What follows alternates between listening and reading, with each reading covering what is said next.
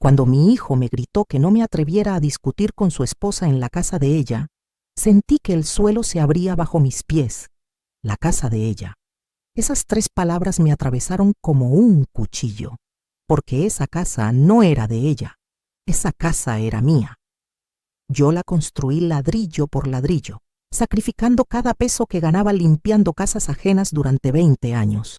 Esa casa se levantó con el sudor de mi frente, con mis manos agrietadas, con mis rodillas destrozadas de tanto fregar pisos. Y ahora mi propio hijo, la criatura que llevé en mi vientre, me estaba echando de mi propia casa como si yo fuera una extraña, como si fuera basura. En ese momento, mientras veía el desprecio en los ojos de mi hijo y la sonrisa burlona de su esposa, algo se rompió dentro de mí. Pero no me rompí yo. Se rompió la cadena que me mantenía atada a ser la tonta que todos podían pisotear. Salí de esa casa sin decir una palabra. Ellos pensaron que había ganado, que finalmente me habían puesto en mi lugar. No tenían idea de lo que se venía.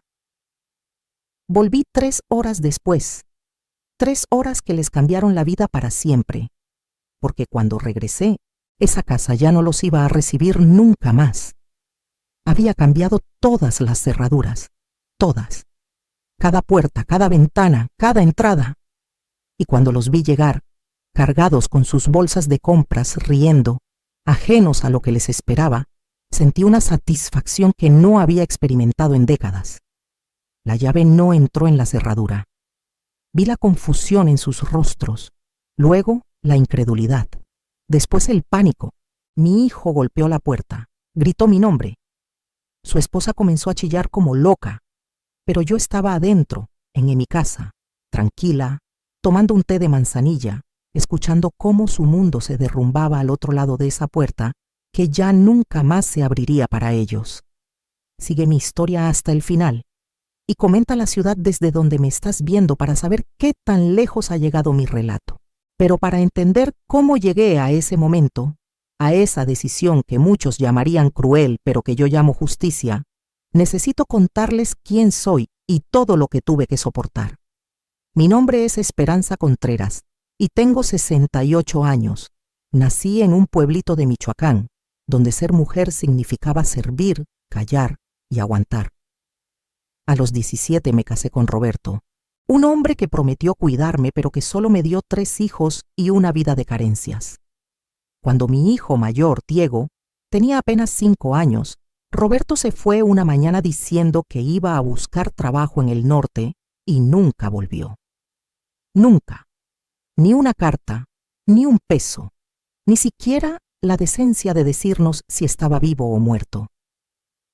Me quedé sola con 3 niños, sin educación, sin dinero, sin nada más que mis 2 manos y la determinación de que mis hijos no pasarían hambre. Comencé limpiando casas. Me levantaba a las 4 de la mañana para llegar a la casa de la señora Méndez a las 5:30. Limpiaba su mansión hasta el mediodía. Luego corría a la casa de los Torres, una familia que me trataba como mueble, invisible hasta que necesitaban algo. Por las tardes hacía lavado y planchado para 3 familias más. Llegaba a mi casita de renta pasadas las 9 de la noche, con las manos en carne viva, la espalda destrozada, pero siempre con comida para mis hijos. Diego era mi orgullo, el mayor, el hombrecito de la casa, el que me ayudaba a cuidar a sus hermanos menores. Le di todo. Cuando sus hermanos se fueron haciendo grandes y formaron sus propias vidas, Diego se quedó conmigo. Pensé que era porque me amaba, porque valoraba todo lo que había hecho por él. ¡Qué ingenua fui! Durante 30 años ahorré cada peso que pude. Comía tortillas con sal para guardar dinero. Usaba la misma ropa hasta que se deshacía. No me compraba ni un par de zapatos nuevos. Todo, absolutamente todo, lo guardaba con un sueño: tener mi propia casa. Una casa donde nadie pudiera echarme, donde pudiera vivir mis últimos años en paz. Cuando finalmente junté el enganche para un terrenito en las afueras de Guadalajara, lloré toda la noche. Era un terreno pequeño, en una colonia humilde, pero era mío. Tenía 52 años y por primera vez en mi vida tenía algo que era mío. Diego me ayudó con la construcción, o eso pensé. Yo pagaba cada bolsa de cemento, cada varilla, cada ladrillo con el dinero que seguía ganando limpiando casas, ahora con las rodillas destrozadas por la artrosis. Pero él ponía el trabajo físico y yo estaba tan agradecida, tan tonta. La casa se fue levantando poco a poco. Primero los cimientos, luego las paredes, el techo. Tardamos 3 años en terminarla. 3 años en los que yo trabajaba como burro y Diego jugaba a ser el constructor generoso que ayudaba a su pobre madre. Nunca puso un peso, pero se llevaba todo el crédito con los vecinos. Cuando finalmente nos mudamos, yo estaba en la gloria. Mi casita. 2 recámaras, una sala pequeña, una cocina, un baño. Para mí era un palacio.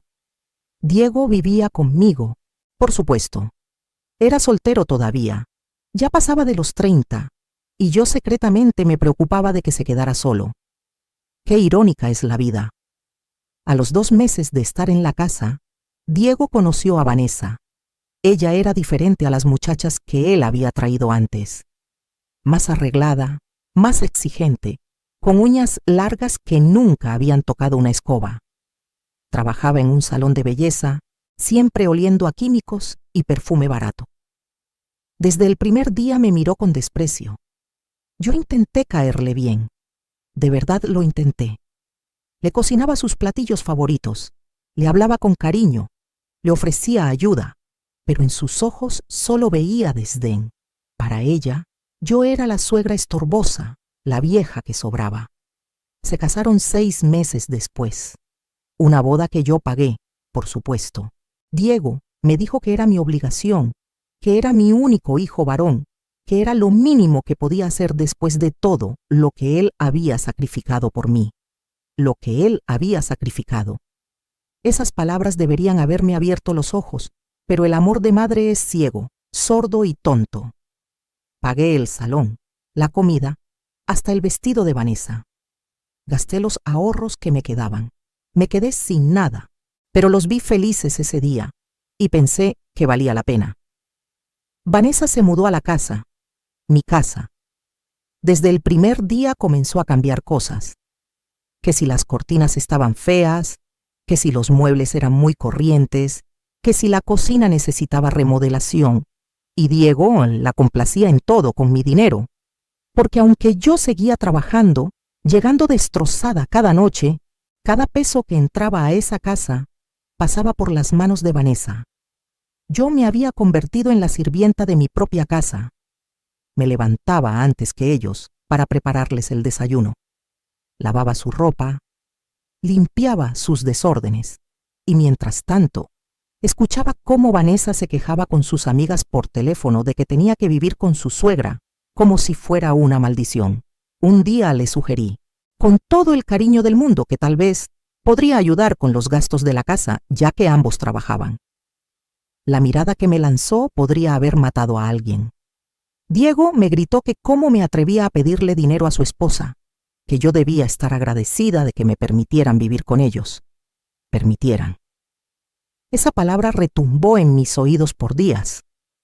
Las cosas fueron empeorando gradualmente, como una enfermedad que avanza silenciosa hasta que te das cuenta de que estás muriendo. Vanessa comenzó a invitar a su familia a la casa sin avisarme. Llegaban 10 personas un domingo y se esperaba que yo cocinara para todos. Su madre, una mujer tan desagradable como ella, se sentaba en mi sala criticando todo, que si las paredes necesitaban pintura, que si los pisos estaban manchados, que si una casa tan pequeña no era digna para su hija. Me mordía la lengua hasta sangrar. Diego ya no me hablaba con cariño. Yo había pasado de ser su madre a ser un mueble molesto. Me hablaba con órdenes, haz esto, trae aquello, apúrate. Y yo obedecía, porque en el fondo de mi corazón todavía vivía esa esperanza tonta de que las cosas mejorarían, de que mi hijo volvería a ser el niño que me abrazaba y me decía que cuando fuera grande me compraría una casa. ¡Qué ironía! Yo le compré la casa a él, aunque él no lo supiera. Un día Vanessa anunció que estaba embarazada. Yo me emocioné. Iba a ser abuela. Pensé que un bebé traería amor de vuelta a esa casa. Pero Vanessa convirtió su embarazo en una tortura para mí. Todo le molestaba. Mi forma de hablar, mi forma de caminar, el ruido que hacía al cocinar. Diego me prohibió usar la sala en las tardes porque Vanessa necesitaba descansar. Me prohibió ver la televisión porque el ruido le molestaba. Terminé encerrándome en mi cuarto, en mi propia casa, como una prisionera. Cuando nació el bebé, una niña preciosa a la que llamaron Camila, yo pensé que finalmente tendría un propósito. Pero Vanessa no me dejaba ni cargarla. Decía que yo era muy brusca, muy vieja, que podía lastimarla. Solo me permitía cambiarle los pañales y lavar su ropa. Las partes bonitas de ser abuela, como arrullarla y consentirla, esas eran solo para la familia de Vanessa. Pasaron 2 años así, 2 años en los que me convertí en la sombra de mi propia casa. Hacía todo el trabajo pero no tenía ningún derecho. Y el dinero que tanto me costaba ganar limpiando casas ajenas, porque seguía trabajando a pesar de tener ya 66 años y las rodillas destrozadas, ese dinero desaparecía en caprichos de Vanessa. Un día llegué del trabajo y encontré la casa llena de muebles nuevos. Vanessa había comprado una sala completa, carísima, de esas de piel sintética que se pegan en la piel cuando hace calor. Le pregunté a Diego cómo la habían pagado y me dijo que no era mi problema, que ellos veían cómo manejar el dinero de la casa. El dinero de la casa que salía de mi bolsillo. El día del enfrentamiento final comenzó como cualquier otro día en el infierno que se había convertido mi vida. Llegué del trabajo a las 7 de la tarde, con las manos hinchadas y la espalda gritando de dolor. Había pasado 9 horas limpiando la casa de una familia nueva, gente joven que me trataba con lástima, lo cual no sé si era peor que el desprecio. Entré a mi casa y me encontré con el desastre usual. Platos sucios en el fregadero, ropa tirada por todos lados, juguetes de Camila regados en la sala. Vanessa estaba sentada en el sofá, con las uñas recién pintadas, viendo su teléfono. Ni siquiera levantó la vista cuando entré. Comencé a recoger en silencio, como siempre. Pero ese día algo era diferente. Había una tensión en el aire que no podía identificar. Diego llegó media hora después, y normalmente él al menos me saludaba con un gruñido, pero ese día me ignoró completamente. Se fue directo con Vanessa y comenzaron a hablar en voz baja, mirándome de reojo. Yo seguí en lo mío, preparando la cena, fingiendo que no me daba cuenta, pero mi corazón latía más rápido. Algo malo se estaba cocinando. Cuando serví la cena, Vanessa arrugó la nariz. Dijo que la sopa estaba desabrida, que no tenía sazón, que su madre cocinaba mucho mejor. Normalmente yo habría agachado la cabeza y ofrecido hacer otra cosa.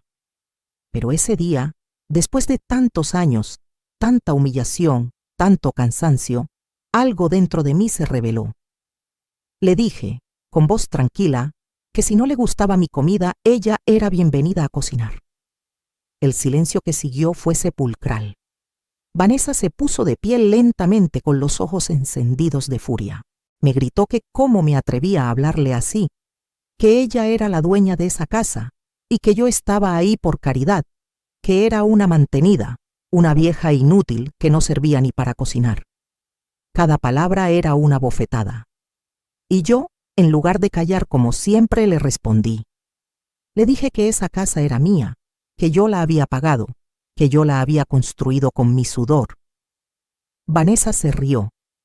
Una risa cruel, burlona. Dijo que yo estaba loca, que esa casa era de Diego, que él la había construido, que yo solo era una arrimada viviendo de la generosidad de ellos. Miré a Diego esperando que me defendiera, que dijera la verdad, pero lo que vi en sus ojos me destrozó. Había complicidad con Vanessa, había desprecio, y cuando abrió la boca, lo que salió fue veneno puro. Me dijo que no me atreviera a discutir con su esposa en la casa de ella. En la casa de ella. Esas palabras cayeron como piedras sobre mi pecho. la casa de ella. Mi hijo, mi Diego, el niño al que crié sola, al que alimenté cuando no tenía ni para mí, estaba diciéndome que la casa que yo construí era de su esposa. Vanessa sonrió con triunfo. Se cruzó de brazos y me dijo que ya era hora de que entendiera cuál era mi lugar, que si quería seguir viviendo ahí, tendría que aceptar las reglas. Nada de opinar, nada de quejarme, hacer mi trabajo y desaparecer, y pagar renta. Sí, me escucharon bien. Querían que yo pagara renta por vivir en mi propia casa. Algo se quebró en mi interior. No fue un quiebre dramático, de esos que ves en las películas. Fue silencioso, frío, definitivo. Los miré a ambos y por primera vez en años no sentí amor, sentí claridad. Vi todo con una nitidez que me asustó.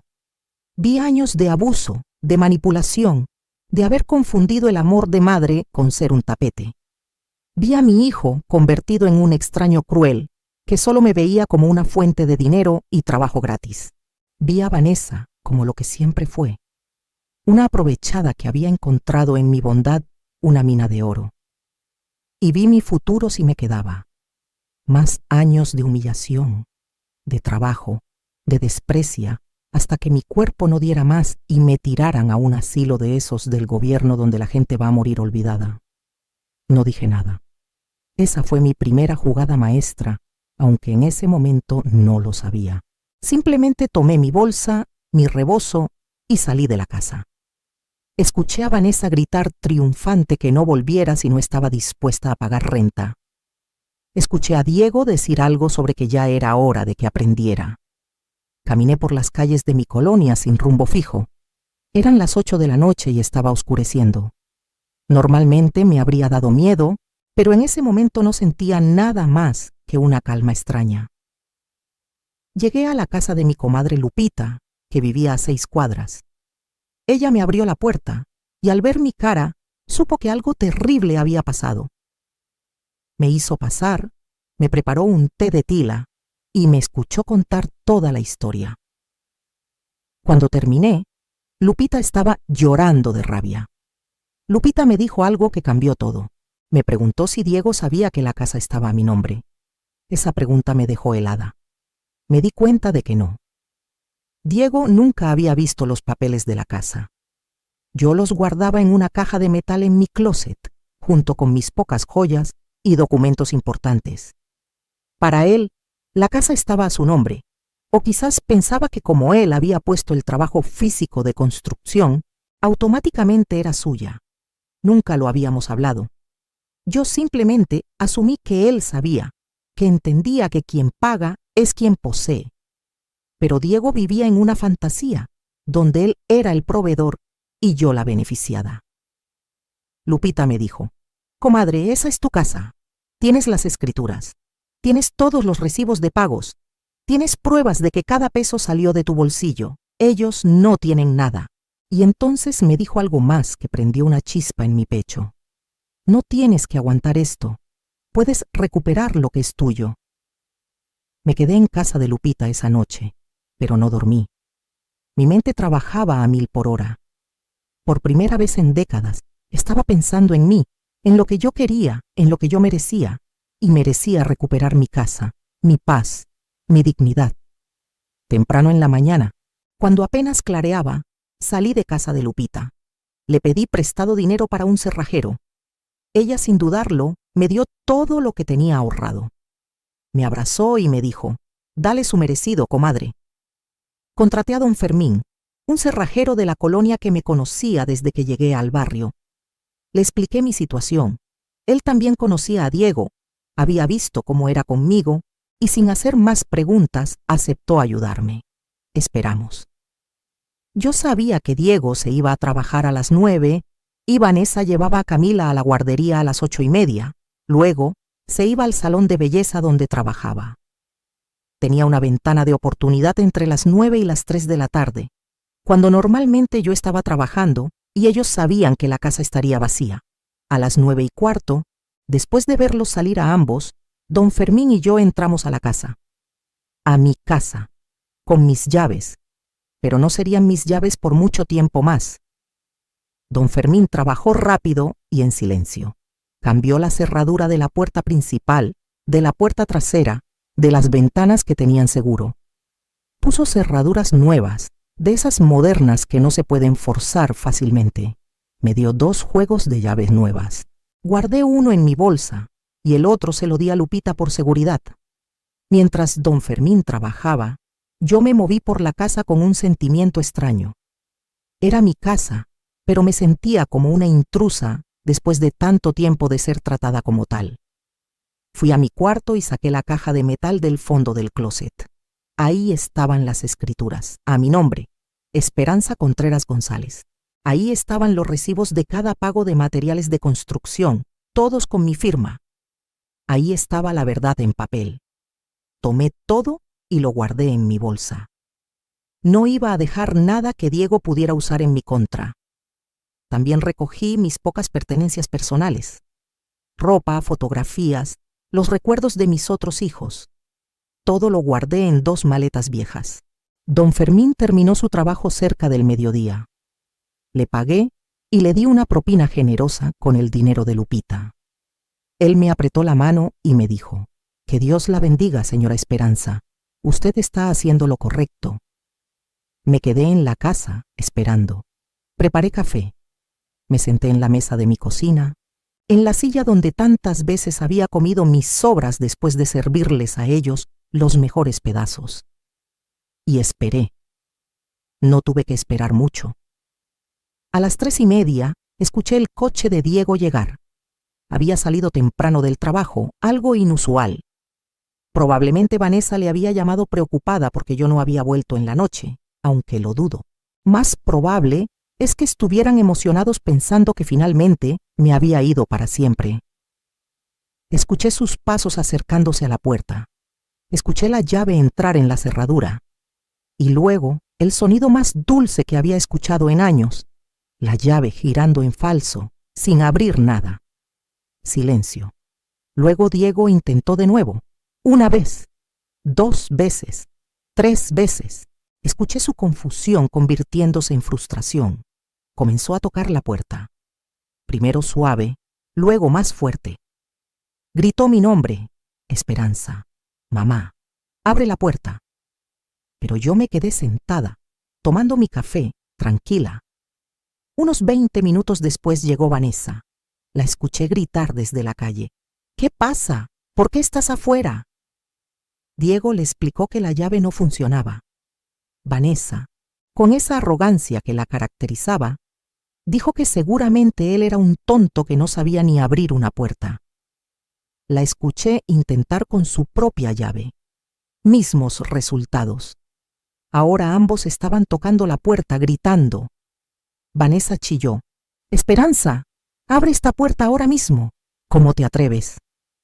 Me levanté despacio, caminé hacia la puerta, y por primera vez en años yo tenía el control. Hablé a través de la puerta con voz calmada: «Esta es mi casa. Tengo las escrituras a mi nombre, los recibos de cada peso que gasté construyéndola, y ya no son bienvenidos aquí». El silencio que siguió fue absoluto. Luego Diego comenzó a gritar que yo estaba loca, que esa casa era de él, que él la había construido. Le dije que revisara sus papeles, si es que tenía alguno, que hablara con un abogado si quería, que descubriría que nunca tuvo nada.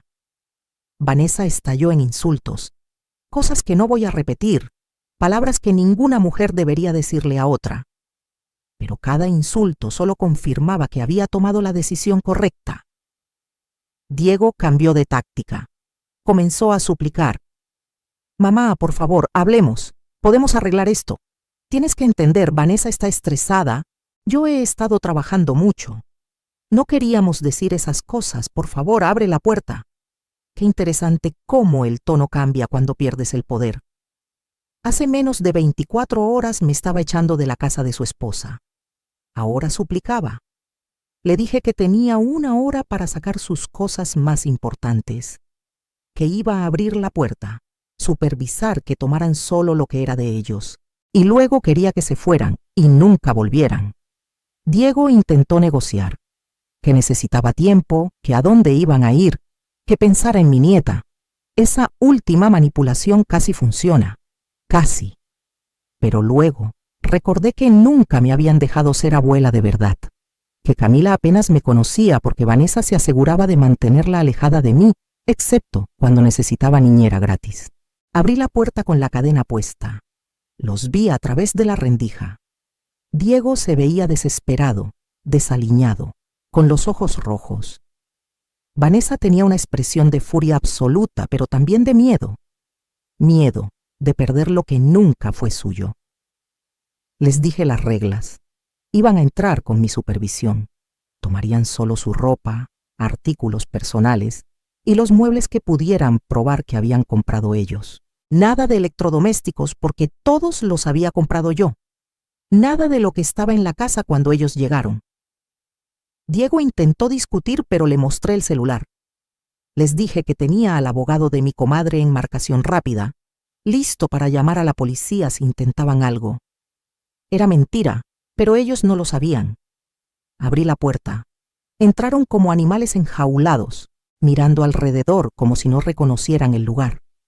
Vanessa corrió a la recámara que habían estado usando, la que antes era mía, hasta que me obligaron a mudarme al cuartito de servicio que Diego había construido como bodega.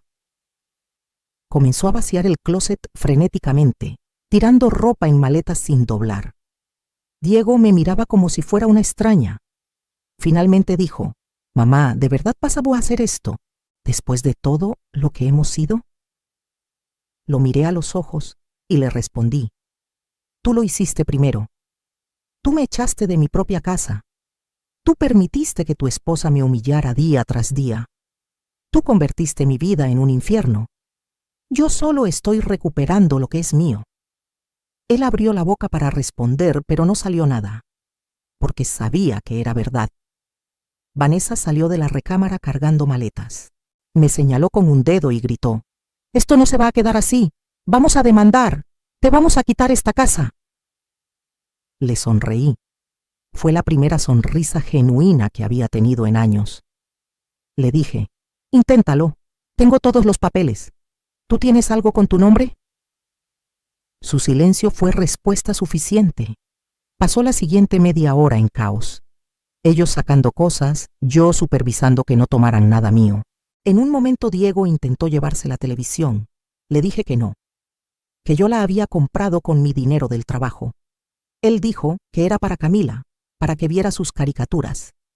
Le dije que Camila podía venir a visitarme cuando quisieran, que yo nunca le negaría a mi nieta nada, pero que ellos no se llevarían nada más de mi casa.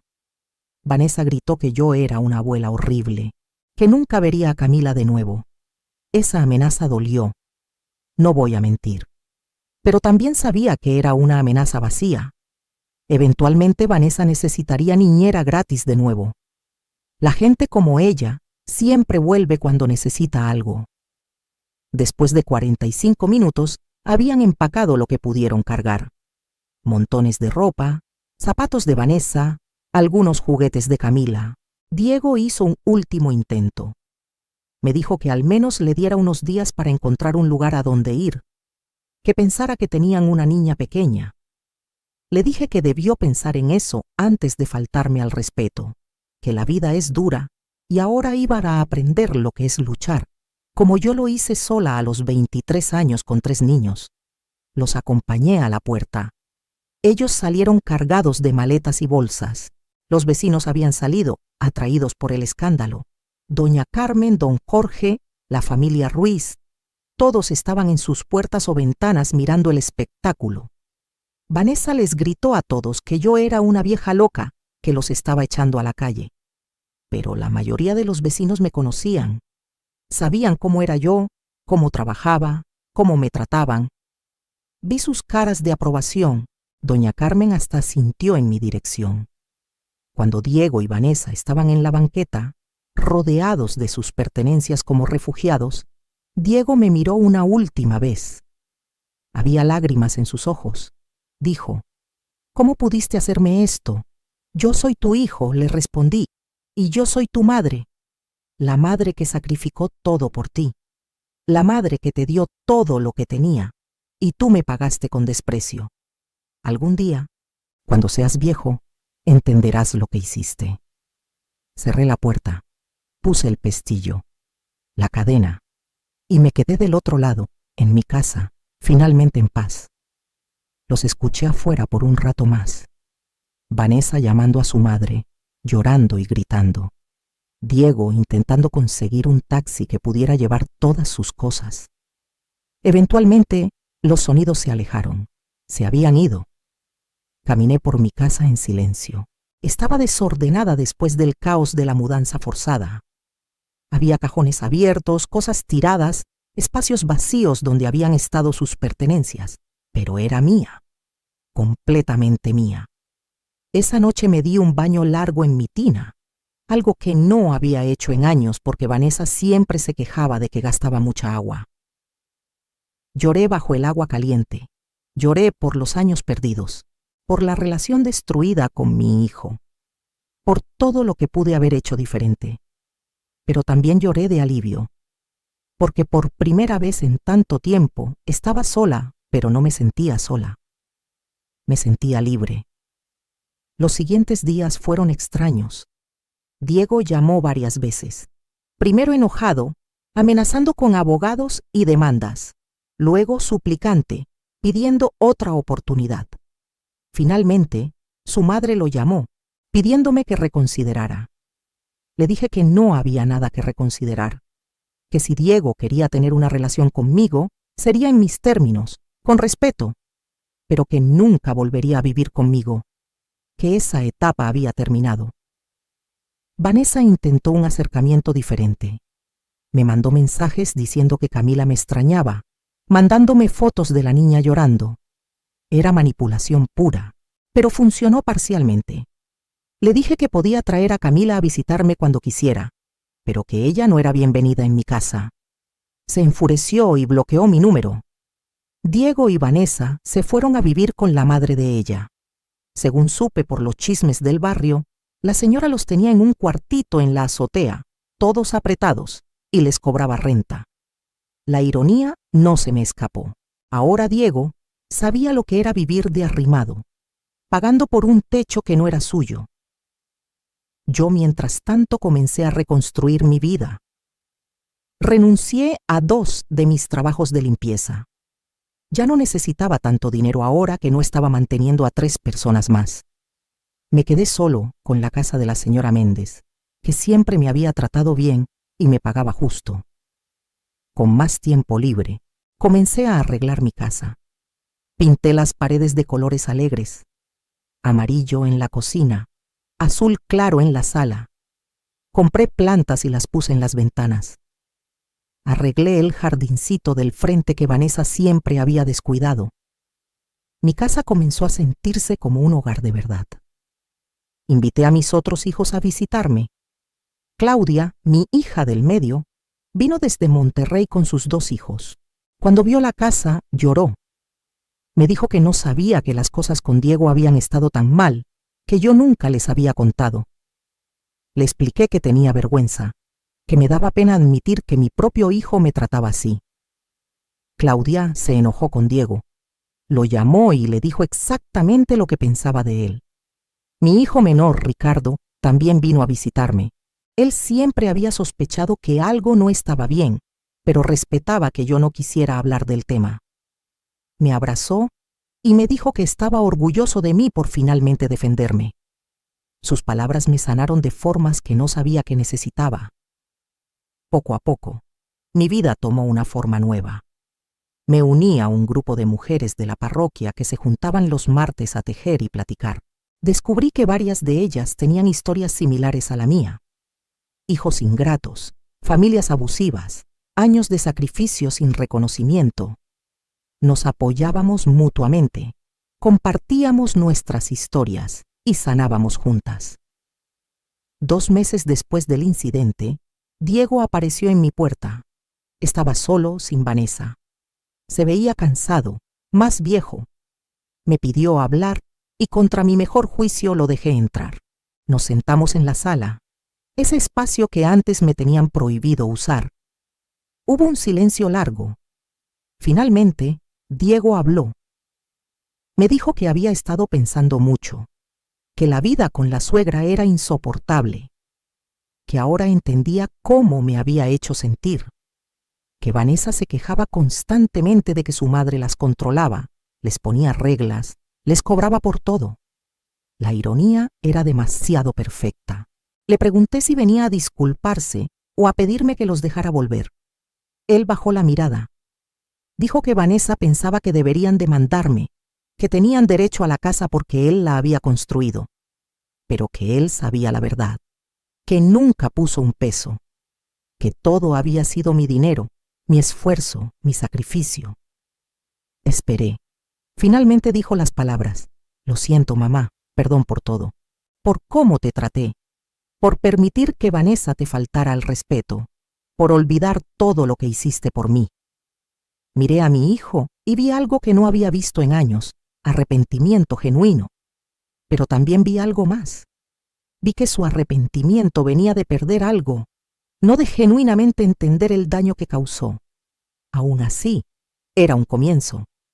Le dije que aceptaba su disculpa, pero que las cosas nunca volverían a ser como antes, que si quería tener una relación conmigo, sería bajo nuevas condiciones. Respeto, consideración. Nada de Vanessa hasta que ella también se disculpara genuinamente. Diego asintió. Dijo que lo entendía. Luego, inevitablemente, preguntó si había alguna posibilidad de que pudieran volver a la casa. Le dije que no, que esta era mi casa, mi espacio, mi paz, que él era adulto y necesitaba resolver su propia vida, que yo ya había criado mis hijos y cumplido mi deber, que esta etapa de mi vida era para mí. Se fue triste pero sin discutir. Creo que una parte de él sabía que era lo justo. Los meses pasaron. Diego me visitaba ocasionalmente, siempre solo. Hablábamos de cosas superficiales. Nunca recuperamos la cercanía que tuvimos cuando era niño, pero al menos ya no había hostilidad. Vanessa nunca se disculpó.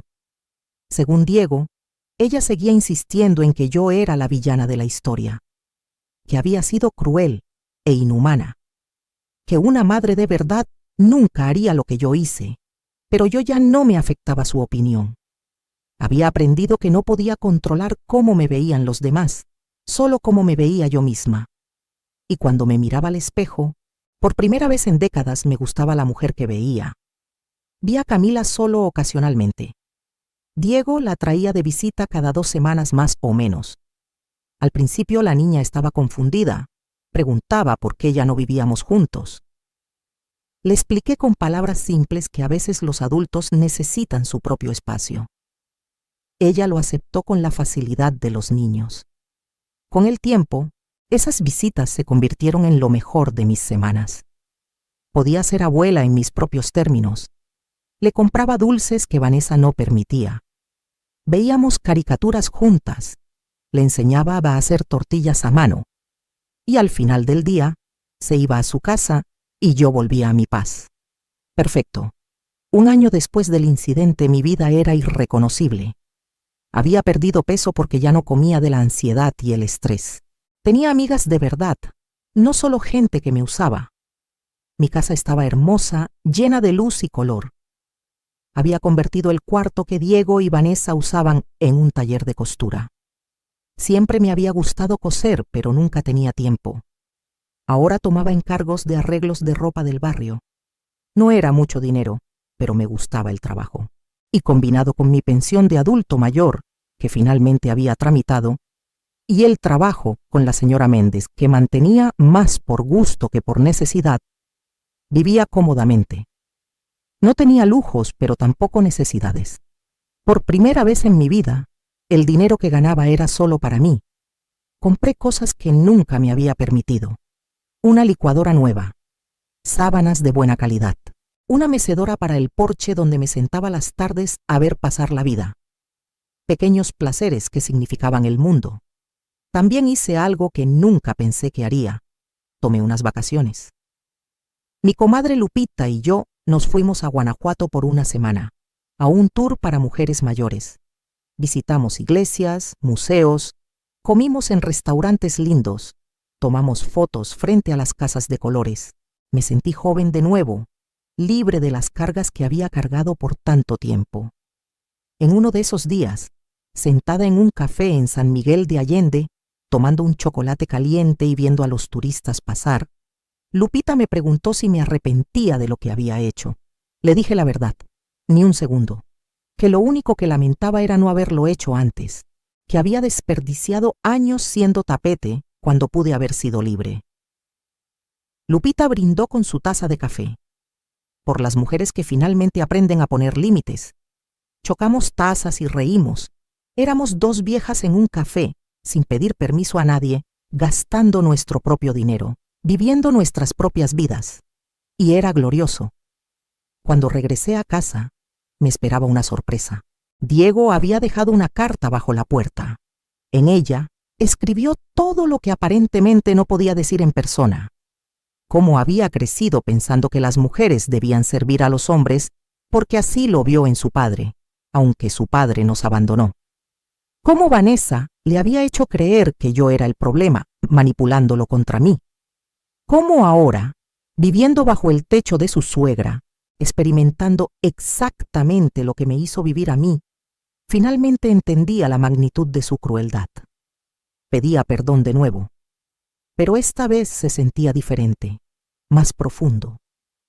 Terminaba la carta diciendo que no esperaba que las cosas volvieran a ser como antes, pero que esperaba que algún día yo pudiera perdonarlo completamente, que estaba trabajando en ser mejor hombre, mejor padre, que se había dado cuenta de que no quería que Camila lo recordara como él me iba a recordar a mí, si yo hubiera muerto durante esos años oscuros, como un hijo cruel y desagradecido. Lloré leyendo esa carta. No lágrimas de tristeza, sino de cierre. De ver que mi decisión, aunque dolorosa, había sido necesaria no solo para mí, sino también para él. A veces el amor más grande que puedes dar es negarte a permitir que te maltraten, porque al hacerlo, también le enseñas a la otra persona a ser mejor. Guardé la carta en mi caja de metal, junto con las escrituras de mi casa y mis documentos importantes. Un recordatorio de que las cosas pueden cambiar, que la gente puede crecer, pero que eso solo pasa cuando hay consecuencias para las malas acciones. Hoy, 3 años después de ese día que cambió mi vida, puedo decir honestamente que soy feliz. Diego y yo tenemos una relación cordial. Nos vemos para las fiestas familiares. Él y Vanessa eventualmente pudieron rentar un departamento pequeño. Su vida es dura, trabajando ambos para pagar las cuentas y la guardería de Camila. Pero es su vida, su responsabilidad, no la mía. Vanessa nunca se disculpó directamente, pero el año pasado, en el cumpleaños de Camila, me trató con respeto básico por primera vez. No somos amigas, nunca lo seremos, pero ya no hay guerra abierta. Creo que finalmente entendió que nunca va a recuperar mi casa, entonces ya no tiene caso ser hostil. Mis otros hijos me visitan regularmente. Claudia viene cada 2 meses con los nietos. Ricardo, que consiguió un buen trabajo en Guadalajara, me ve cada semana para comer. Me dicen que estoy más joven, más feliz, más yo misma que nunca antes. Y tienen razón. Mi casa es mi santuario. Cada rincón tiene algo que elegí yo. Cada mueble está donde yo quiero. Como lo que quiero, cuando quiero. Veo televisión hasta tarde si me da la gana. Invito amigas a tomar café y platicar durante horas. Coso, leo, cuido mi jardín. Tengo una gata que adopté del refugio, una gatita naranja que ronronea en mi regazo mientras veo las telenovelas. Pequeñas alegrías que suman una gran vida. La gente del barrio me ve diferente ahora. Ya no soy la pobre señora Esperanza, que trabaja hasta matarse para hijos ingratos. Soy la señora Esperanza que se defendió, que recuperó su poder, que puso límites. Varias mujeres de la colonia han venido a pedirme consejos sobre sus propias situaciones familiares. Les comparto mi historia y les digo lo mismo. Tú mereces respeto. No importa cuánto amas a alguien, no debes permitir que te maltraten. El amor sin respeto no es amor, es abuso disfrazado. He visto a algunas de estas mujeres tomar sus propias decisiones difíciles. Dejar matrimonios abusivos, cortar relaciones con hijos manipuladores, ponerse a ellas mismas primero por primera vez en sus vidas. Y cada vez que veo a una de ellas florecer después de liberarse, me siento orgullosa. Mi historia sirvió para algo más grande que solo yo. Miro hacia atrás y veo toda mi vida como una preparación para ese momento en la puerta. Años de abuso, de ser pequeña, de aceptar migajas cuando merecía el banquete completo. Todo me llevó a ese punto de quiebre necesario. Y aunque el camino fue doloroso, no cambiaría el destino. Porque ahora sé lo que valgo. Sé que soy más que el trabajo que hago, más que la madre que sacrifica todo, más que la abuela disponible. Soy esperanza. Una mujer completa, con necesidades, deseos, sueños propios. Y por primera vez en 68 años, esos sueños importan. A veces Diego me pregunta si alguna vez consideraría vender la casa o dejarla en herencia. Le digo que la casa se va a dividir entre mis 3 hijos cuando yo muera, como debe ser. Pero que hasta ese día es mía y solo mía. Que aprendió su lección sobre asumir que las cosas le pertenecen sin haberlas ganado.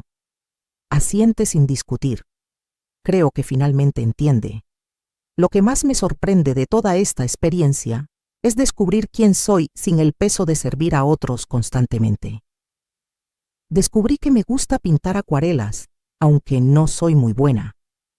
Que disfruto caminar temprano en la mañana cuando el barrio está despertando.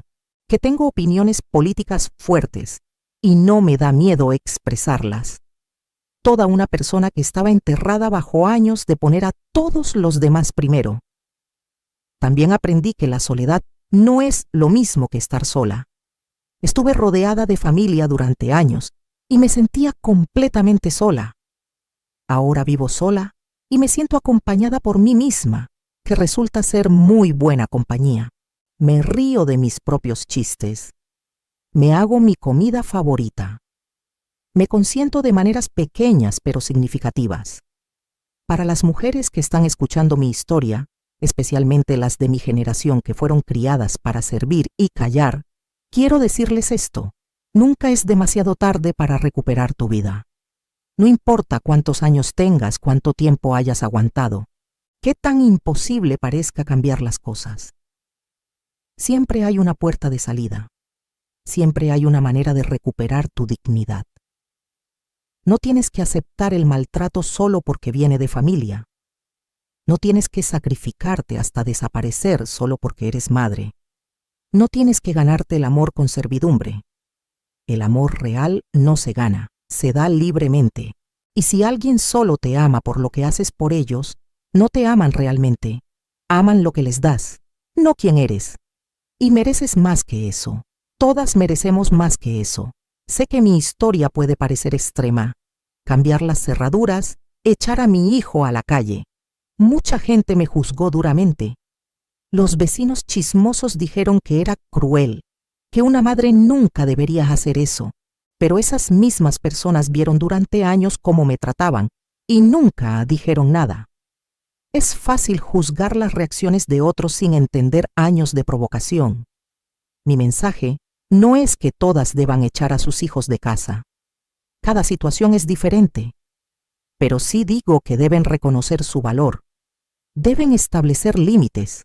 Deben estar dispuestas a perder relaciones que las están destruyendo, porque al final del día, la única persona con la que tienes garantizado que pasarás toda tu vida es contigo misma. Más vale que esa persona esté bien. Ahora, a punto de cumplir 71 años, estoy en el mejor momento de mi vida. Mi salud no es perfecta. Las rodillas me duelen del trabajo de tantos años, pero mi espíritu está entero por primera vez. Tengo planes. Lupita y yo queremos ir a Oaxaca el próximo año. Quiero aprender a usar la computadora para poder hablar por video con Claudia. Estoy considerando adoptar otro gato para que mi Canela tenga compañía. Planes pequeños, vida simple, pero completamente mía. La historia de cómo recuperé mi casa se ha contado por todo el barrio, luego por toda la ciudad. Gente que no conozco me para en el mercado para decirme que los inspiré. Una señora me abrazó llorando diciendo que mi historia le dio el valor para divorciarse de su esposo abusivo después de 40 años. Esos momentos me confirman que todo valió la pena. A Diego le está yendo mejor ahora. Consiguió un mejor trabajo. Él y Vanessa están en terapia de pareja, trabajando en sus problemas. Camila está creciendo hermosa y lista. Cuando la veo, le cuento historias de cuando su papá era niño, las buenas memorias, porque no quiero que cargue con el peso de los errores de sus padres. Merece tener una niñez feliz, algo que Diego le está dando ahora que aprendió a ser mejor. Mis momentos favoritos son las tardes en mi mecedora del porche. Me siento con un té de hierbas, canela en mi regazo, viendo la puesta de sol pintar el cielo de naranja y rosa. Los vecinos pasan y saludan. Los niños juegan en la calle. La vida continúa en toda su belleza ordinaria, y yo estoy aquí para verla, para vivirla, para disfrutarla, en mis propios términos, en mi propia casa, con mi propia paz. Esa paz es lo que más valoro.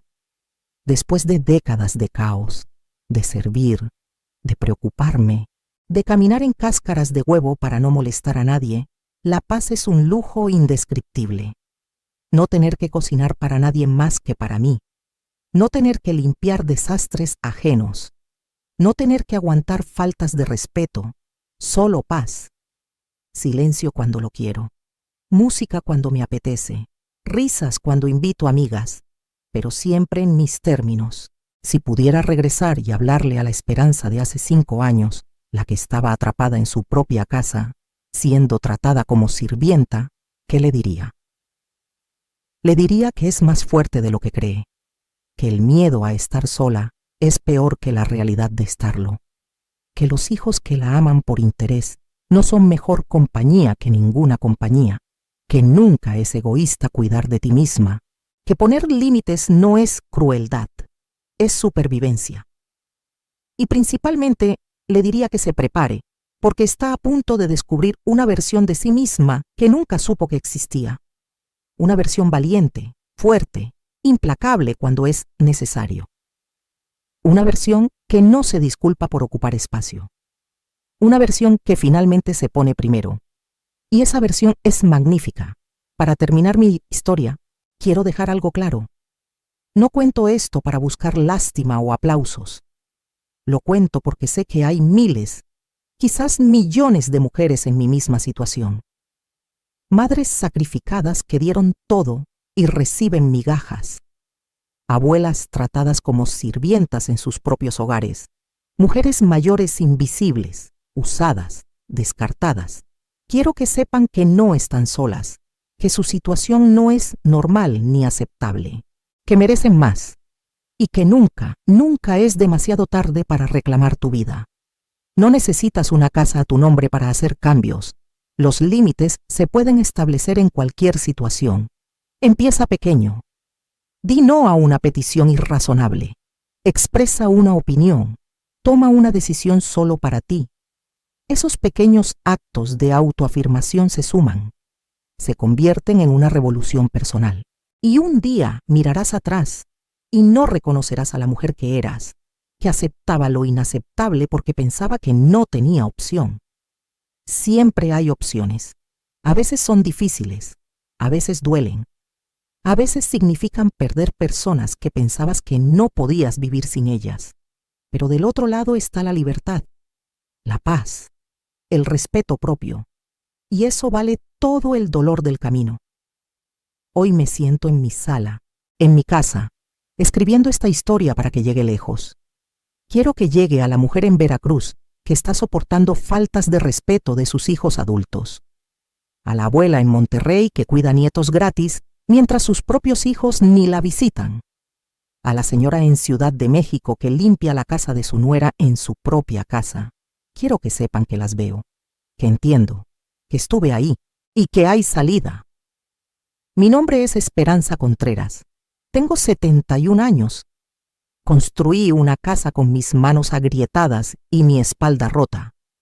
Perdí esa casa cuando mi hijo y su esposa me echaron de ella. Y la recuperé cuando recordé que siempre fue mía. Pero más importante que la casa Recuperé algo que había perdido hace mucho tiempo. Me recuperé a mí misma. Y nadie, nunca más, me va a quitar eso. ¿Qué harías tú en mi lugar? ¿Has vivido algo similar? Cuéntame en los comentarios. Tu historia importa. Tu voz importa, tú importas, no lo olvides nunca. Y si alguien te hace sentir que no, como mi hijo me hizo sentir a mí, recuerda que esa persona está equivocada. Tú vales, tú mereces respeto, tú mereces paz. Y si tienes que cambiar las cerraduras de tu propia vida para conseguirlo, hazlo. Sin disculpas, sin culpa, con la certeza de que estás haciendo lo correcto para ti. Porque al final, esa es la única aprobación que realmente necesitas, la tuya propia. Gracias por escuchar mi deprimistoria. Que te dé fuerza para escribir la tuya, con el final que mereces.